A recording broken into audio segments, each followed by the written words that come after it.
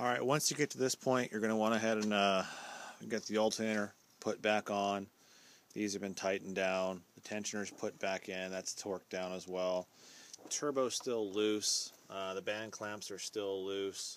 The turbo bolts are not in yet because I had to go ahead and run these hydraulic lines for my vehicle with the bulletproof diesel.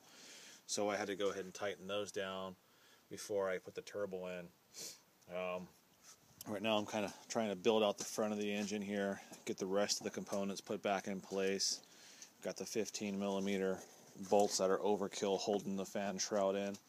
The fan clutch you go ahead and install as I've shown before. For the removal, just reverse. You thread it on, thread the fan clutch on, pull the shroud forward, put like a 15-inch or greater crescent wrench back there, and you can torque it down. It's going to be difficult to even move it because of the crankshaft and the belts, everything's tight, so you can just hand tighten that with a German torque wrench, get it good and tight, and then that's that. When you put the engine in, don't forget to go ahead and hook up the engine ground wire.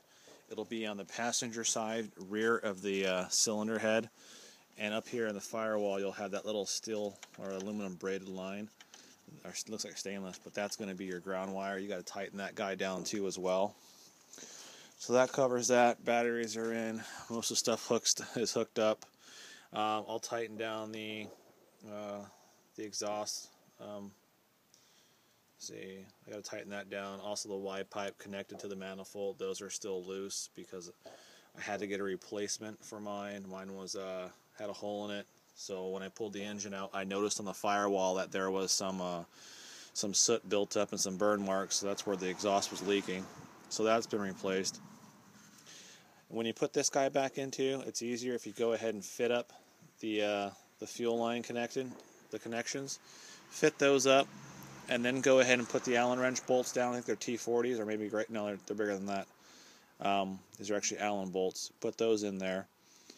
And then that pretty much covers it. Before you go ahead and put on the upper radiator hose, take a shot back and just suction that out in case you got any debris down in there. Look over the engine, keep track of all your bolts, loose stuff, things like that. Make sure you're not losing anything. Also, when you put the engine back in, to make it a little bit easier, make sure that you have your starter wires, which are back in there. Your starter wire going to the starter, make sure that's run down, drape it off to the left hand side, and while the engine's still lifted, tighten down the clamp that goes on your transmission lines down there. You're going to want to hook those transmission lines up to the small little 10mm bolt and nut that go into the side of the upper oil pan. And get your batteries in. That pretty much covers that. So we got this portion, this shroud on. I got to go epoxy up a crack in one of the other shroud that comes over that. Then we'll put the radiator in next. And then we'll put the intercooler. I got to go dig the intercooler out. It's covered in snow. I'll throw a shop light on it or some shit, Yeah, it's supposed to start snowing here again. It sucks. If you guys have a warmer garage to do this project, go for it. Otherwise, you're in for a miserable time.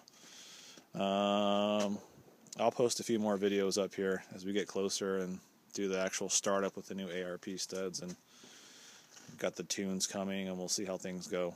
We'll go from there.